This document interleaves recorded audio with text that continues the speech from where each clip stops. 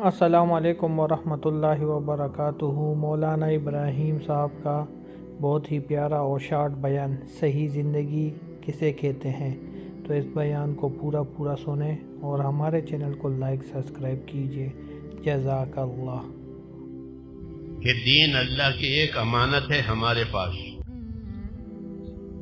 دین اللہ کی ایک امانت ہے ہمارے پاس۔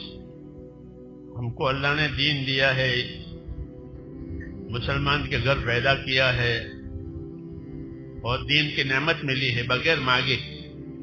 اللہ کی عادت ہے یہ کہ اپنے بندوں کو بغیر مانگے دیتے ہیں۔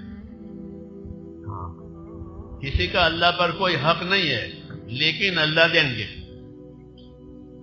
یہ اللہ کی شان ہے۔ تو اللہ تعالیٰ نے ہم کو یہ نعمت دی ہے بغیر مانگے، تو یہ بڑی نعمت ہے جیسے میں نے کہا، اور جس طرح یہ نعمت ہے ایسے ہی یہ امانت ہے۔ دین مسلمان کی زندگی میں اللہ کی امانت اس کے پاس ہے۔ اس امانت کے بارے میں یہ حکم ہے۔ کیا حکم ہے؟ وَلَا تَمُوتُنَّ إِلَّا وَأَنْتُمْ مُسْلِمُونَ، خبردار تمہاری موت اس حالت میں آئے کہ تم اللہ کی بات قبول کیے ہوئے ہو تو مانتے مر جاؤ۔ آخری گھڑی تک اللہ کی ماننی ہے۔ یہاں جیسے میں نے کل عرض کیا تھا کہ حضرت عمر فرماتے تھے کہ جیسی زندگی آدمی گزارے گا ویسے اٹھے گا، جیسی زندگی گزرے گی ویسی موت آئے گی، جیسے موت آئے گی ویسے وہ اپنے قبر میں سے اٹھے گا۔ اس لیے زندگی بھی امانت ہے اور دین بھی امانت ہے۔ زندگی ہمارے قبضے میں نہیں ہے، اللہ زندگی دینے والا ہے، اللہ موت دینے والا ہے۔ یہ اس کی صفتیں ہیں، المحی الممیت، موت دینے والا، حیات دینے والا صرف ایک پروردگار ہے اور کوئی نہیں ہے۔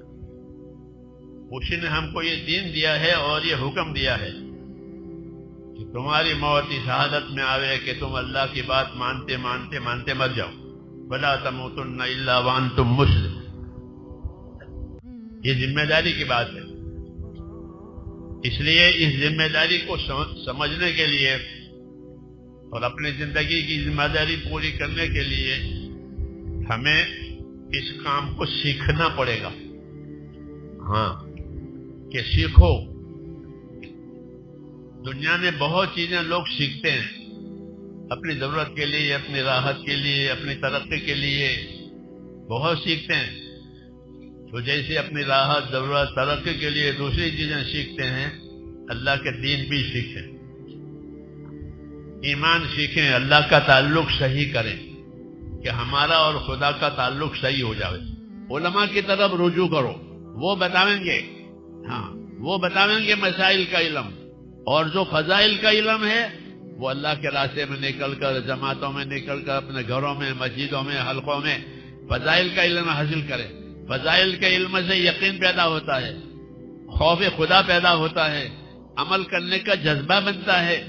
جب عمل کرنے کا جذبہ بنے تو صحیح عمل علماء سے پوچھو کہ اس عمل کا صحیح طریقہ کیا ہے، سجدہ کرنے کا صحیح طریقہ کیا ہے، رکوع کرنے کا صحیح طریقہ کیا ہے، مال میں کتنی زکوٰۃ واجب ہوتی ہے، روزہ کن چیزوں سے ٹوٹ جاتا ہے، یہ باتیں علماء و کرام بتائیں گے، مسائل۔ اور دونوں باتیں ہونا ضروری ہے۔ فضائل کا ہونا اس لیے ضروری ہے کہ عمل کا یقین پیدا ہو جائے، عمل کا شوق پیدا ہو، نافرمانی کا خوف پیدا ہو، اور مسائل کا علم اس لیے ضروری ہے کہ طریقہ صحیح ہو جائے۔ طریقہ صحیح ہونے کے لیے اہل علم سے پوچھو، فاسألوا اہل الذکر ان کنتم لا تعلمون، اگر تم نہیں جانتے ہو تو جاننے والوں سے پوچھ لیا کرو۔ جیسے دنیا میں پوچھتے ہو، وکیلوں سے پوچھتے ہو، ڈاکٹروں سے پوچھتے ہو، بلڈروں سے پوچھتے ہو، نہیں پوچھتے۔